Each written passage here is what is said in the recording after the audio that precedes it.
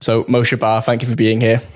My pleasure. Thanks for having me. I'm really excited for our conversation today because since I uncovered the idea of mind-wandering, it has fascinated me.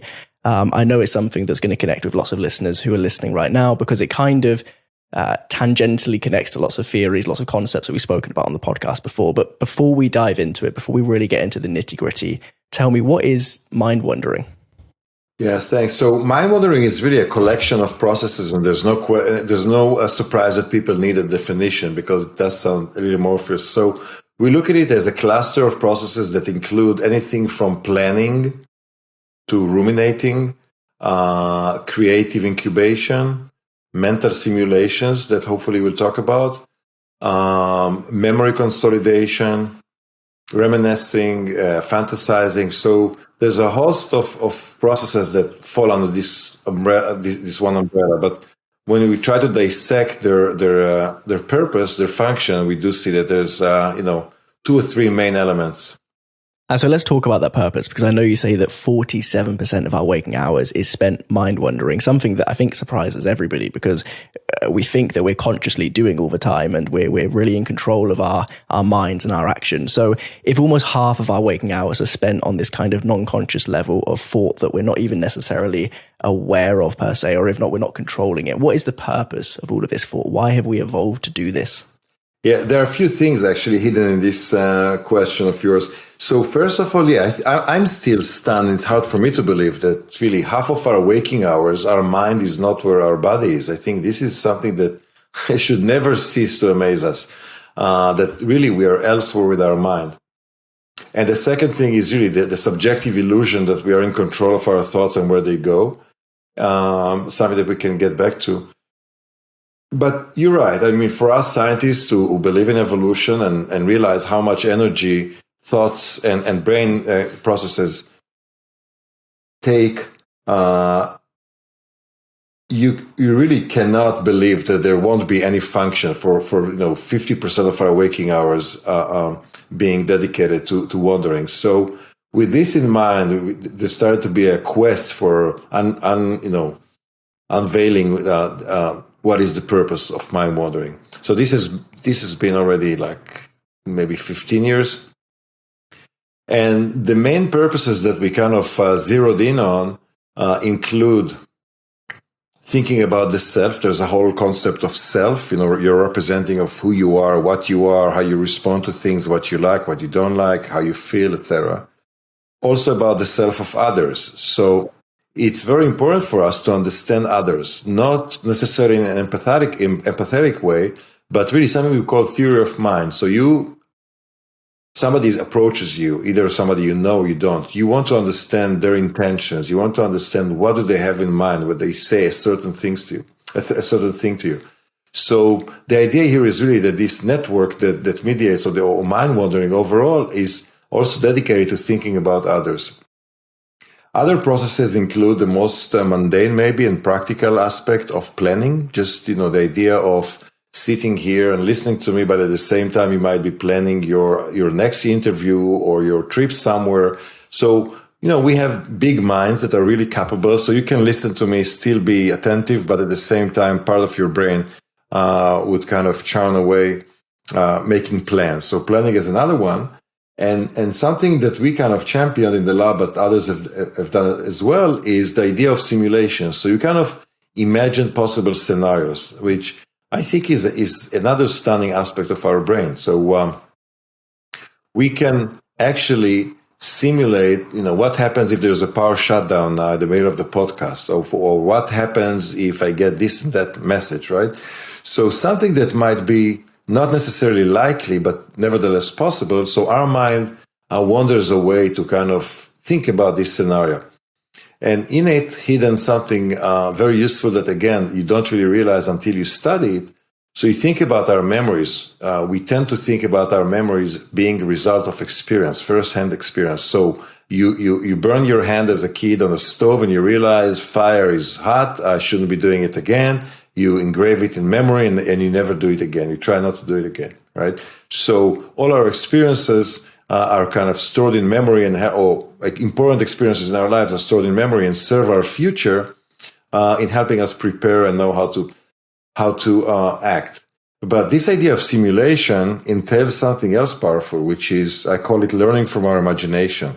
So you can imagine a completely new scenario of having a vacation with somebody you've never met, but you really want to have a vacation with, in a resort where you've never been, but you've heard of. And you can generate a whole simulation, a whole scenario that if this lucky thing happens, then you're ready. You have a kind of a script. And I think I do say it in the book. There's a funny experience that started me going on this direction of research, which does sound ridiculous, but at the same time, it teaches us a lot. So I remember 15, 17 years ago, sitting in an airplane and reviewing some scientific paper, and I have this blanket on my lap, and my mind and my eyes wander, and I land with my eyes on the emergency door. And my mind started thinking, what happens if this door opens and all of us fly out, right? So we're going to die. In order not to die, I need a parachute, but I don't have a parachute. Maybe I can use this blanket for a parachute, but the blanket will be torn away from my hands by the wind, so I need some holes. How would I make holes? There's a pen here that I'm using for reviewing the paper. I can punch holes in the blanket. Now I have a parachute. Of course, not too realistic, not too likely, luckily. And I'm not sure, these kind of holes would hold. But you see how somebody from the side will look at me and might say, speaking of productivity, might look at me and say, he's not on target. He's not reviewing the paper. He's supposed to be reviewing his paper now. His mind is elsewhere. So to society, and I'm sure this will be a recurring theme in our conversation, for society, it shows like I'm slacking, right? It seems as if I'm slacking. But here you see a situation where I actually generate a scenario of something that is not too likely to happen. But if it did happen, I would have been the most ready passenger on that airplane, right? And of course, we do these simulations not only to these extreme, ridiculous situations. You might be driving back home and thinking, I'm hungry. What should I have for dinner? I remember what I have in the fridge. You already plan your dinner. When you get to the kitchen, you're almost on autopilot just because you already have a script. So these simulations allow us to reshuffle existing memories, existing knowledge, but generating new scenarios and new scripts that, if they happen, they're also stored in memory, just like memories that are based on real first-hand experience. So there's a whole new source of generating productive memories based on things that never happen. And I think this is another useful tool that we should appreciate. In the lab, how do you discern the difference between, controlled conscious thought, whatever the opposite of mind wandering is, and mind wandering? In as much as, if, say, a day before I picked up your book, you asked me to put a figure on what percentage of time I am kind of actively in control, I have agency of my thoughts, and what I don't, I would self-report some huge figure, 92%, 97%. How do we actually understand what is the brain almost taking itself down a path? So deriving this number of, the percentage of which we're spending a day, mind wandering, is based on a study of a colleague of mine, Dan Gilbert from Harvard, and his student Killingworth. And they developed an app that people who volunteer to participate agreed to be prompted in random times during the day with simple questions like, what are you doing? I'm daydreaming. What are you supposed to be doing? Gardening or testing grading exams or whatever. This was a science paper, and I think it led them to the wrong conclusion. The title of their paper was "Mind Wandering is making people unhappy." And I'm a very good friend with a senior author there, and we talk, and he also endorses my book. I think it's on the cover in the UK version. Dan Gilbert is a great, great scientist. And I think the reason their conclusion was that mind wandering makes people unhappy is exactly because what we've been talking about here now, that society kind of instills in us this sense of guilt when we're not on target, when we're not performing our job. So if somebody asks you now, what are you doing? You say daydreaming. What are you supposed to be doing? Listening to Moshe. Right? Of course you won't feel happy about this. Are you happy? No, I'm not happy. I would rather listen to Moshe. That's my job, but my mind went elsewhere. So I think this kind of is an example of why all of us as society think about mind wandering as kind of slacking or being like an astronaut or space cadet, thinking not being where I'm supposed to be. But once we realize how much this achieves for us, my one of the main messages I want to give to readers is that, to rid them of this feeling of guilt. Of course, there's time to wander and there's time to be on the job. If you're flying a plane or if you're talking to your daughter, you do want to be at the moment. You don't want to be elsewhere. But the idea that mind wandering is categorically bad for us, I think, is a bad idea and has to be revisited. So yes, so in the lab, people have done things like this. We call it thought sampling. Just, what are you thinking about now? What are you supposed to be thinking? How do you feel? You picked up on an interesting theme there, because I've had a bunch of productivity experts on the podcast this year. We've had Nir Eyal, we've had Tiago Forte, Rick Pastor, these people who will tell you in one form or another that your sole focus of the day should be to stay focused, should be to do the thing, should be to stay on task. And so I'm sure that they may listen to a stripped back version of this conversation if they didn't have the context that we've just built, and say that actually just letting your mind wander is distraction. You shouldn't be doing that. But you make the case that the science says otherwise. You touched in your answer just there about all of the benefits. So what are some of the benefits of allowing your mind to wander? Well, first of all, the way you describe these productive creeds of people who work on productivity, it actually sounded a little sad. I don't want to project anything about other people here, but thinking that your entire mind should be dedicated to tasks and goals, that you should always be on task and achieving your goals, then kind of life passes by and you didn't stop to smell the roses or look at the stars. So that's aside. That's just a way of living, maybe. But the benefits, as I said before, maybe I didn't say, but we do, other than better planning and better simulations and better understanding of yourself and of others, we and others have shown that mind wandering actually is the vehicle for what we call creative incubation. So how else would you get creative ideas if you don't wander? That's really the conclusion. It sounds a little provocative, but the idea here is that if you're always busy and always doing something, you just are not left with any time for thinking and for incubating. Some of it, granted, is taken care of by our unconscious mind, being, happening behind the scenes of consciousness. But still, in order to come up with a creative idea, your mind has to go elsewhere, so to speak. And it has to entertain multiple alternatives and multiple solutions. In creativity, maybe it's too early in our conversation to talk about it, but we're here anyway, so let me just describe it. So the evolution of a creative idea can be compared to the shape of a diamond. So it starts with what we call divergent thinking, where this is the lowest part of the diamond, where everything goes. You generate as many ideas as possible. There's no stupid idea. There's no dumb idea. There's no impossible idea. You just generate as many ideas as possible. And everything I say here about creativity is akin to also what happens in a closed room in some company in a brainstorming session. You don't want to have any boss there, censor, that tells you, no, this is a terrible idea. This won't work. There's no chance for this. And how did you come up with this stupid idea? But rather, everything goes. And then the diamond closes in. This is what we call convergent thinking. And this is where the brain really evaluates all these many ideas and ends up with the best possible, like the tip of the diamond kind of idea, right?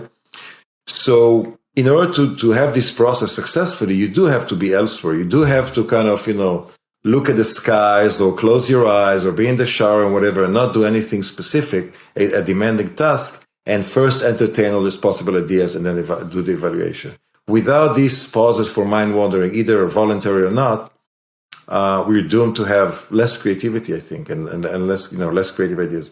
So creativity is one major aspect. I do think that also this type of thinking, what we call broad associative thinking, or kind of not reckless, but roaming thinking is also good for our mood. We've shown that. And you might want us to discuss this later in the conversation. But in a nutshell, the idea here is that broad, free thinking actually promotes, and we have shown this in the lab, promotes better mood. So it is a good idea to let your mind roam. Of course, there's a few caveats here, and we might get into them later. But the idea is that not all wandering is good. I'm not saying here categorically just wander, whatever happens, just wander away. There are situations like, when you're crossing the road, you don't want to wander off. When you're giving a lecture, you don't want to wander off. But at the same, and also when the content of your mind wandering is kind of maladaptive, something like repetitive ruminations and worries, you don't want to be dwelling on such mind wandering. So there is, in the book, I do list good versus bad. This is simplistic terminology, but a good versus bad mind wandering, and how do we cultivate the better ones and kind of try to shy away on or do things that kind of keep us away from the less beneficial types of mind wandering. Just on a tangent here, as you were answering that, my mind ironically wandered to the idea of driving. So I've only been driving for about 2 years. And, the first few weeks of driving my car, terrifying. Everything seemed like an immediate danger. I had to have this hyper focus on making sure that the car stayed in a straight line. That took up all of my mental capacity. And yet I find myself now on the way to the office, on the way back from the office, it seems that I need to word this carefully just in case this is used against me one day, but it seems like the last thing I'm actively thinking about is driving, right? It seems like driving is a great place for mind wandering. I'm thinking about this meeting, this or that. What happens in the brain to take a task from it being something that requires hyper attention to something that could almost happen on a level lower than mind wandering, where this mind wandering is the thing that consumes thought? I agree with you. Driving is a great platform for all this discussion. I'm just really surprised that you only been driving for 2 years. I passed very, very late. When I turned 18, I stopped driving lessons and discovered this thing called alcohol and nights out. And so all of my money went there for about 7 years, and I finally got it back recently. Now I drive. Cool. So not only in driving, the brain is very efficient in once you learn something new. Let's say I teach you to juggle, right? So initially it takes all your energy, this juggling, because it's completely mental energy. It occupies all your mind because it's so demanding. It's so hard for you. And the more you rehearse a newly acquired skill, it becomes more and more, we call it really automatic. So the brain can delegate things that you know well enough and that you've rehearsed and practiced often enough to your subconscious, so that it's not somebody else who's doing the driving, luckily, but you don't have to be bothered by the details. So once something is practiced enough, you can actually delegate it and do other things. And the other things we do are mind wandering. And on a side note here, what's beautiful about this is that even though our mind is elsewhere and we do the driving automatically, there are still mechanisms in place for you to detect. So even though you haven't been focusing on the driving, but on your mind wandering, if a ball, crosses, like if something happens on the road, you're able to pull it, to push the brakes, or you're able to detect things, or somebody calling your name. So still there is all this surveying. So even when we mind wander and we're really absorbed, our mind can still, I think the safest driving will be full on driving, but let's be realistic. Just what happens to you happens to most other people. So it's really hard to be busy with something that your brain voluntarily already delegated to the subconscious. So it's as if you're forcing your mind to excavate something that it has delegated and in experiments with fighter pilots and with the surgeons, they've shown that if they force them to kind of verbalize what they're doing and kind of make the unconscious conscious, it actually deteriorates their performance. So once a new skill becomes automatic and goes to the subconscious, then in many cases, it's actually not good to your performance to kind of try to force yourself to make it conscious. So again, I don't recommend mind wandering in driving, but giving this reality that that's how we work, it's better to understand it. I want to go back to your piece on creativity, because this is something I found interesting in the book, which is this idea that this broad thought, this creative thought, is good for our mood, and good mood is in turn good for creative thought, right? So there's this positive feedback loop that we want to get stuck in almost if we want to take advantage of this. And yet if we were to sit here right now and I say, right, it's time to be creative, you must be creative, or indeed I tell you, you must be in a good mood, we can't force that, right? So how do we first jump into that loop? How can we encourage that mindset? Yeah, well, there are two parts for this question. First of all, is really to explain this reciprocal connection between mood and creativity that initially wasn't so intuitive. And the second thing is really how to cultivate. So the idea here, and we've shown that when you make people be engaged in more creative tasks. So, for example, the classic task for creativity is alternative uses task. So I show you this mug, and I ask you, what else can I do with this other than drink my tea? So you can say, a paperweight, or you can a door stopper, or I can put flowers in it, and you think about all this extra. So if I make you engage in creative solutions, then not only that it makes you more creative, to an extent. I'm not arguing that we can turn everybody into a Leonardo da Vinci, but still can push your envelope of creativity. Then with it come the welcomed addition of positive mood. So improving creativity, which we often do by making you think more associatively, more broadly, improves mood. And better mood also improves creativity. And what you said about pushing one by forcing, how do you do it without, just forcing people, because forcing won't be too efficient, is that we actually have shown that there are multiple things that go hand in hand. So it's not, the picture is much broader here. So it's not only that mood and creativity go together, it's also that when mood is high and when creativity is high, we also tend to see the world in broader terms. So we tend to see the forest rather than the trees, right? We see the world more globally than locally. We're also more explorers than exploiters. Explorers tend to take risks, to be willing to compromise safety and live with uncertainty in order to learn new things. So you're more explorer in this case rather than resorting to known routines and habits. So the list goes on and on. There's actually not on and on, but there's like 5 elements that we've shown in the paper about states of mind that go together. And I call this multiple entry points. So just like you pointed, I cannot tell you, okay, Sean, feel better now. There's no way I can do this. But if I know that all these elements tie together, imagine I show you a bunch of pictures and I encourage you to see the forest, so to speak, or the big picture rather than the small elements. And with it comes an improvement both in creativity and in mood and all these other things. So it might sound too provocative, but the idea here is that people with an open mind, with broad associations, will be in a better mood, more creative, more explorers, willing to take risks in order to experience new experiences, see the world more globally, and vice versa.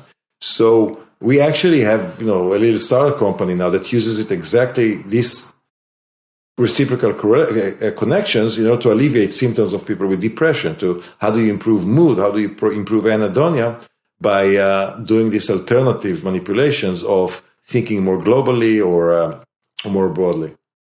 It's interesting. I was thinking just at the end of your answer there of the work of Johann Hari, who wrote the book Lost Connections. I had to think which of his 2 books I was referencing there.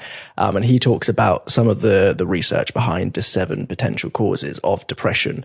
And it's interesting that a commonality between lots of the claimed causes of depression in his work is these kind of condensed down worlds, whether it is a lack of connection with others, whether it is a lack of community. And actually, it's interesting to hear the science backs this up, that broadening the scope of our worlds is a way to actually improve mood and then jump into that loop that we speak of.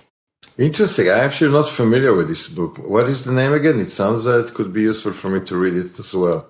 Lost Connections, really, really interesting book. So it is, to summarize, I believe it's essentially a look at how the science now says quite recently that causes of depression are not just what's going on with chemicals in the brain, but actually it can be proven through research that things such as a lack of social connection, a lack of community, a lack of meaning, and so on are equally as powerful in either causing or preventing depression.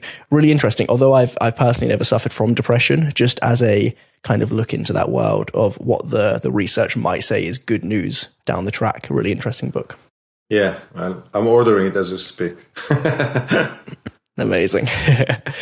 So something I want to speak about is the idea of shower thoughts, because they're super interesting to me, right? Similarly to what we just spoke about with driving the car, these thoughts that seem to come out of nowhere, right? They seem to come out of nowhere, but they can't come out of nowhere. Something must be happening on a non-conscious level. So I don't know, let's say I've just had an idea for a headline that I'm going to use in a pitch with a client tomorrow, right? And it feels like it's come to me from nowhere. What's actually led up to that point in this mind wandering that has occurred in the moments before I have the aha moment? What has actually been almost resurfaced and how? Yeah. So this is a great question. And I was, as I was thinking about thoughts before writing the book, but also during the writing process, I realized embarrassingly how little we know as neuroscientists about what is a thought in the brain. So really, not only that we don't know the sources, we also don't know how does it look in the brain. But focusing on the source of a thought, there's no question that there is an associative chain of thoughts that, if you will be left to your own devices, the thought that you will be waking up with will lead to the next one, to the next one, to the next one, all the way to night where you go back to sleep. So there's a chain of thoughts, and the reason I said be left alone is that we often have disruptions for our environment. So there's this chain of associative thoughts will be disrupted by some sound from outside the window, or some discussion with people, or some commercial I see. But this only speaks about the movement of thoughts and what leads, what thought leads to another. But we do, Freud and others have talked about how the subconscious kind of comes up with some thoughts that, why was I thinking now about my high school teacher, right? I have no idea why he came to mind, but maybe this plant behind you kind of reminded me a plant he brought to class, but consciously I can't really track this back. So there's still a lot to be learned about the source of thoughts and where they come from. But there's definitely, when you talk about the shower and other situations that kind of are more conducive for creative mind wandering, it doesn't speak about the source as much as it speaks about your state of mind that's more conducive for creative thinking. So you don't need to go to meditation retreats like I like to go from time to time in order to have these conditions, right? So it's enough for you not to have too much disruption around you, and a reasonable level of concentration and some background ideas and thoughts that require some creative solutions. Then you have the recipe for creative thinking. So so these circumstances that are more conducive kind of are also curious in the sense that you don't want to be in a completely non-stimulating environment. If I just put you in a white room closed with no sound, no smell, no vision, no nothing, no vision, but just white walls, this won't be the most creative environment, just like putting in front of a white canvas. But so you do need some level of stimulation, which may very well be coming from inside you, right? So you don't need stimulation from the outside necessarily. It's enough that you're kind of brewing some thoughts that, given the right circumstances, you can pursue them all the way to a solution or creative idea. So I want to talk about pursuing thoughts in a sense with the idea of simulation, because reading about simulation in a scientific context sounds a lot like the pseudoscience of visualization and The Secret and just close your eyes and wish you have a helicopter and you'll have a helicopter, right? But these are two very different things. And yet it seems like there is a line where the science, to an extent, agrees with the idea that dreaming up these not yet in existent realities is good, is positive. So what does the science say about simulation? And if we can call it visualization. Right. So oftentimes, there's multidisciplinary and multi-angled research on this. It's not too coherent, but the idea here is if we looked at the brain of somebody thinking about the past and simulating a possible future. If I tell you, Sean, now you're in the market in the MRI, and I ask you to imagine a dinner with friends on next Monday in a restaurant you like, and you haven't been with this friend at this restaurant, but I can look at your brain while you're doing this, and the activity is very similar to if I ask you, Sean, can you recall now, bring back to memory an experience of having dinner with this friend at this bar that actually did happen. And we see a striking similarity between envisioning a future scenario versus recalling a past scenario. So, in retrospect, obviously, once you see the finding, you really, like in many great findings, you realize, oh, this is obvious.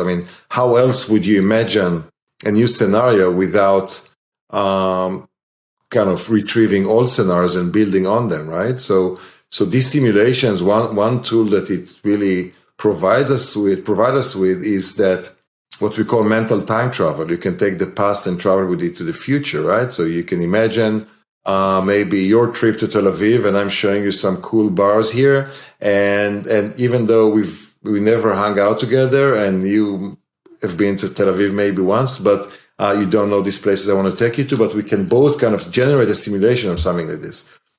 So yes, there's a lot of overlap between what you described maybe as folk science versus real neuroscience.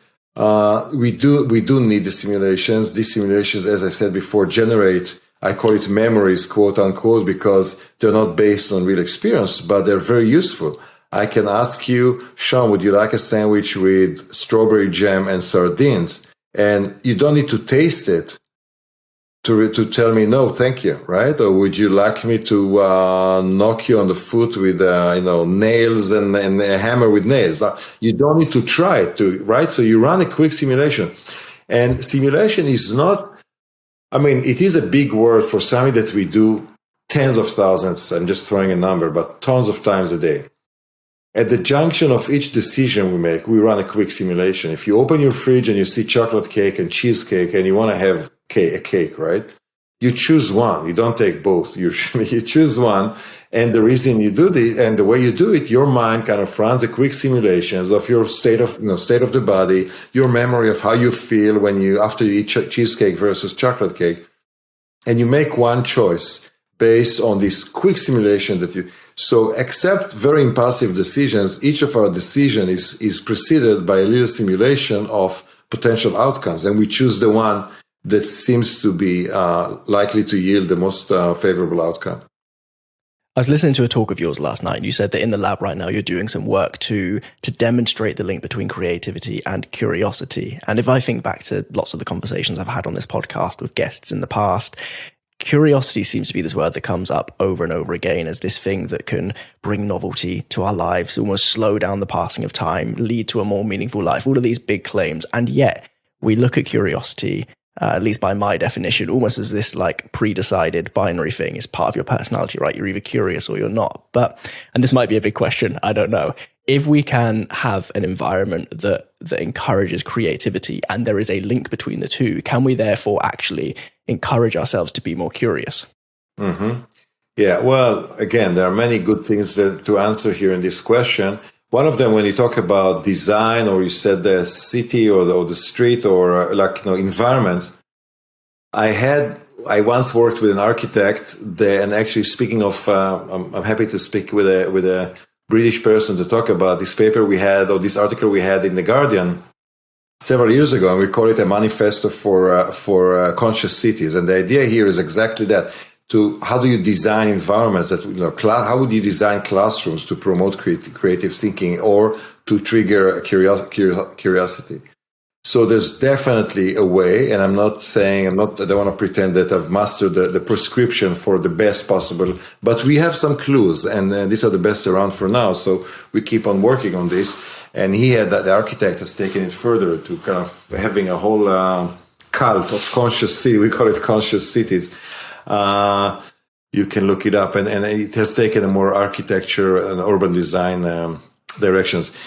So, but back to your question, yes. So the other thing I wanted to address in your question, which is not the question directly, but you did mention, this is the aspect of personality. So in the lab, in a more scientific writing beyond the actual book, where I try to make things more accessible for everybody, we coined this term we call state of mind. And state of mind may mean different things to different people. But the idea here, and I hope it's not to get too technical, the idea here is that we really have all these dimensions I mentioned before: creativity, mood, global versus local thinking, global versus local attention to our environment, exploration versus exploitation. And the idea here is that there's really a spectrum, like a continuum for all this, where you can be more or less of each one of them. You, the specific individual, you, Sean, can be more creative or less creative depending on circumstances. Okay? So, of course, there's personality, and of course, there's some, given, you inherited some level of creativity, and you can be more or less extreme. But the idea here is that all of us have some range where we can be more or less of, right? So you can be at times less creative or more creative. And by talking about these multiple entry points, as I said before, you can manipulate, if you want your workers, given what I've said so far, if you're some boss and you want your workers to come as creative as possible to some brainstorming session, our findings and findings by others show that they'll be more creative when they're in better mood. So do you just pull them out of their cubicles and put them in a brainstorming session? Or maybe you find some ways of improving their mood, give them a raise or show them some Monty Python clip just before they start the session. And science shows that just by improving their mood, you're improving the creativity of the thinking. So the same about curiosity. And what I just said about creativity, I think gives all of us hope because people think, oh, I'm not creative. I wasn't born creative, or like I can't be any more creative. And realize that there is like a continuum that can be pushed, I think gives us hope. And like, okay, I'm not as creative as I should be now, but here are the situations where I can be more creative, maybe in the shower, and take advantage of this knowledge. And in our research, we talk about how creativity and curiosity are actually the same mechanism, like two sides of the same mechanism. So one of them is oriented inwardly versus outwardly. So creative is like seeking novel ideas in your own mind, right? In your own memory, in your own semantic network of all the things you know. So you're looking for new ideas. Whereas curiosity is oriented outwardly. It's like, where do I find novel information, novel and interesting information? So curiosity is just like creativity directed at my environment versus creativity that can be seen as curiosity that's more internal. So we've spoken so far about lots of the benefits of mind wandering. Do you fear that we're losing our ability to effectively mind wander? Is that 47% being slowly pushed down and down? Because I think about my life, and I think I live a fairly unstimulated life relative to those around me. But, any moment when I'm alone with my thoughts, when I could be mind wandering, I've got my phone, I've got my laptop, I've got that person I can FaceTime. Are we actually suffocating out this solitude and in turn losing some of these benefits we've spoken about? Yeah, so that's a good question. There's a short story by Kurt Vonnegut that I really like called Harrison Bergeron. Harrison Bergeron, yeah. So the idea there, this is like a futuristic world where they try to make everybody equal. So if some girl was born very light and can be really jump high and be very amazing prima donna dancer, they put weights on her legs so she doesn't jump too high.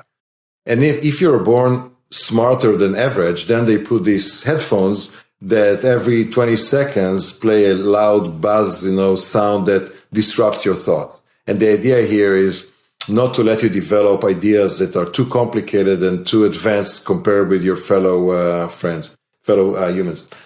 So I think there's really an analogy to how we live now, right? I mean, you kind of try to pursue a certain thought and then your phone beeps or somebody knocks on the door or you got an email that or something.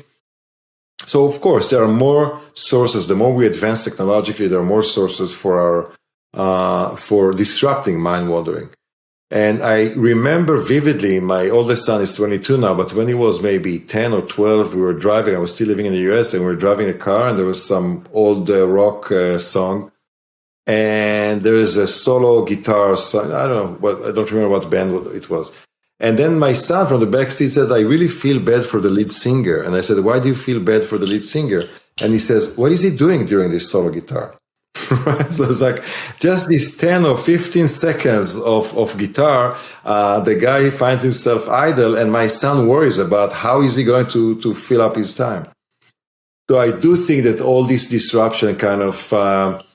I'm not opposing technology, and I think people worry too much of, screens for kids and all these things. I'm actually very liberal with my kids about this. I see a lot of merit. But in the specific context of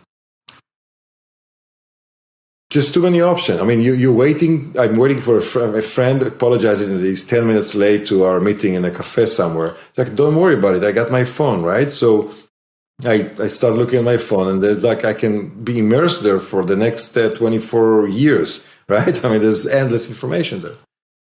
So you can think about, oh, we're losing because back in the day I would just sit in a cafe and wonder. But I think it's too dramatic to think this way.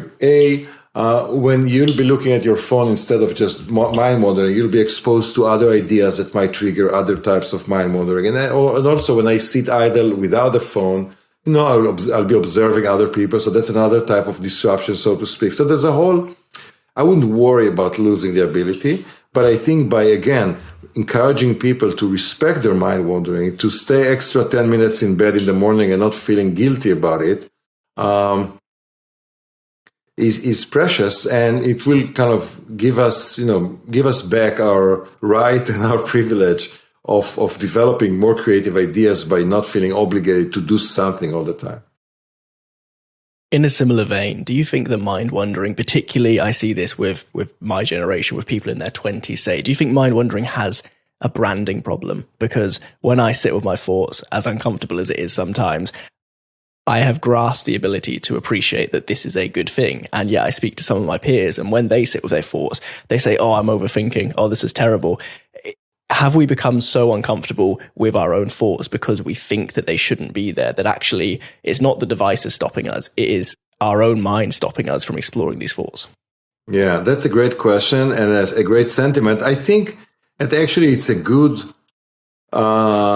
trigger for talking about the content of thought, which we haven't really discussed at length. And the idea here is really that some thoughts are better be left alone and not pursued, right? If you worry aimlessly or you worry repeatedly in circles, what we call ruminations, about something that won't get you anywhere other than torment you, of course you don't want to be thinking about this too much, right? So if you said to somebody over dinner, like a bad comment to this person over dinner yesterday, and you keep thinking about all the directions and what will she think about me now, and the other people over dinner, what should I have said, I'm such a loser, blah, blah, blah. You go over and over and over. This is overthinking because you're thinking too much about something that's futile. That's like, just pick up the phone and say you're sorry, right? I mean, just move on with your life. So the idea here is really that overthinking is content dependent, because on the other extreme or the other example, something, a good idea pops into my mind and I don't want to be disrupted. I just want to follow it through. So in those cases, there's no overthinking. You're thinking about something productive or something pleasurable, right? If you're reminiscing on a good experience you've had, there's no overthinking there. You're just reliving it and enjoying it. So it really, the term overthinking should be reserved to ruminations, to worries, to things where you cannot do anything about, but they haunt you. And if I may, this connects to another interesting topic about thoughts, which is how involuntary they are and how, in spite of our subjective feeling of agency, we are really far from being able to control what we think about.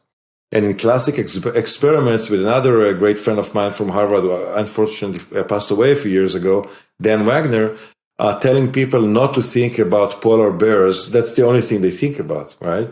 If you just tell people don't think about white bears versus tell people, think about whatever you want, or even tell them think about polar bears, they'll think less than if you tell them not to think about it. And you can project these findings to clinical world of people with PTSD, with some traumas that they try to stay away from some tormenting thoughts, intrusive thoughts. You can't really just tell them, stop thinking about this explosion you saw, right? There's really, but it's not reserved only to pathological cases. I mean, you don't want to be thinking about this dinner from yesterday, but your mind keeps taking you there. So you have to find other ways of escaping it rather than just telling yourself, okay, let's stop thinking about it. So we're really not perfect agents of our thinking process, and mind wandering in particular, which I'm diverting, but just I will finish with this thought that oddly, we're not conscious of our mind wandering. We're conscious, I'm not talking about the content, but the fact that we are wandering. We're only becoming aware that we wandered just when we finish. So oh my God, I was elsewhere sorry, Sean, I wasn't listening to you for the last minute. I was thinking about some hike I had last weekend, right? So only after the fact, we realize that we've been wandering. But during the wandering itself, nothing inside your mind tells you, hey, you're wondering, you're wondering, get back to your goal. So, and the same way you cannot summon mind wandering. You can say, okay, let's mind wander now about some creative solution. So I know in the book I do talk about some little tips that my editor forced me to write in there, and I'm actually thankful that he forced me to have this appendix there with some useful tips, even though I didn't feel comfortable initially about this as a scientist. But there are things that can, people can use for finding their own methods. But yes, so you can maybe increase the likelihood of more positive / productive mind wandering, but you can't really dictate to your mind what to think about. I want to dive into those tips in just a second, but there's something really interesting that you said halfway through your answer there that I want to just throw off as a tangent very briefly. So you said that there are tools to kind of prompt thought, to shape our thoughts as we go into it. When we're stuck in that cycle of thought and we desperately want to get out, we're thinking about that silly thing we said, we can't think about anything else. I don't want to water it down by using the word trick or hack, but why not? Are there any tricks or hacks that the science say can actually push us out of that cycle? Yeah. Well, there's no magic bullet that, if you press your pinky 3 times, you'll stop with ruminations. There's no question that a distraction helps in this case. So while I don't like distractions from positive mind wandering, a distraction in this case or some escape is good. But with clinical ruminations, people with depression, anxiety, and other mood disorders, this is a serious business. And for them to stop ruminating, there's no trick. It's more like some kind of training. As I mentioned before, in the lab and now in the startup, we really try to cultivate a pattern of thinking that's less likely to yield ruminations. So if your mind is expansive, it goes in broad directions, far and fast, it's less likely to be stuck. So the depressed mind is stuck in the sense that it goes in circles and it's very narrow in semantic terms. But if I make you as a patient, so to speak, regain the ability for the healthier type of thinking that is more associative and expansive, then you're less likely to be encountering ruminations in the future.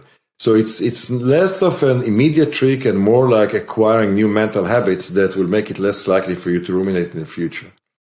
And then let's end on what you just touched on in the few minutes that we have left. So you said that at the end of the book, there are tools that we can use to make sure that we are mind wandering more positively, more ably. We've spoken about all of the benefits of mind wandering. So if somebody's listening to this, they haven't yet ordered their book, but they're about to, and they're thinking, actually, I want to give this a go. What are some of the things that they can do today to encourage this mind wandering?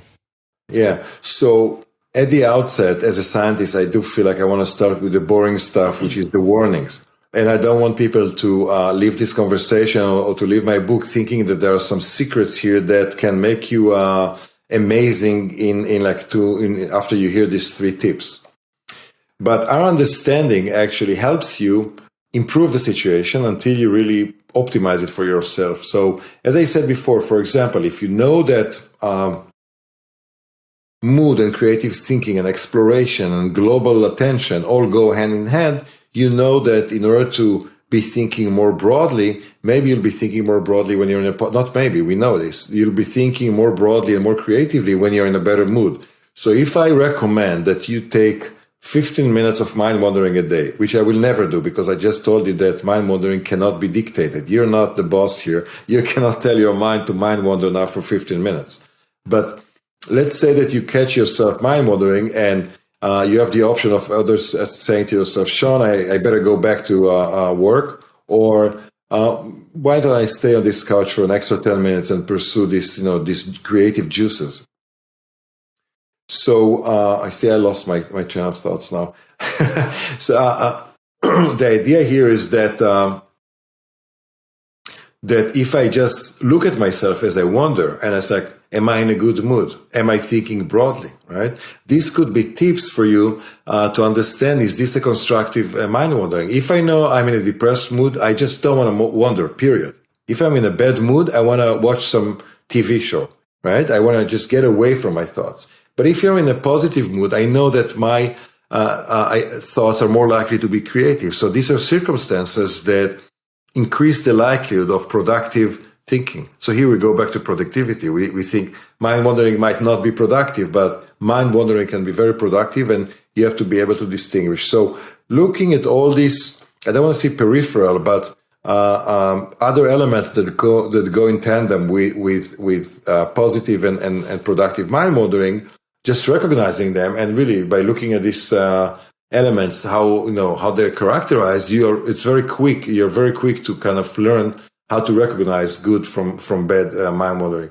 So yeah, being in a less distractful environment but still stimulating, being in a better mood, being in a more global kind of perspective in the world is more likely to summon, so to speak, more positive and more productive mind wandering.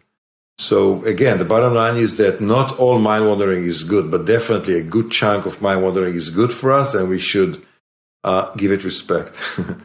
Amazing. Listen, thank you so much. I've really enjoyed this. I'm going to make sure that Mindwandering is linked in the show notes below, so anybody who wants to go and get a copy can go and get a copy. In the meantime, if people want to go elsewhere to find you and to find your work, where can they head to?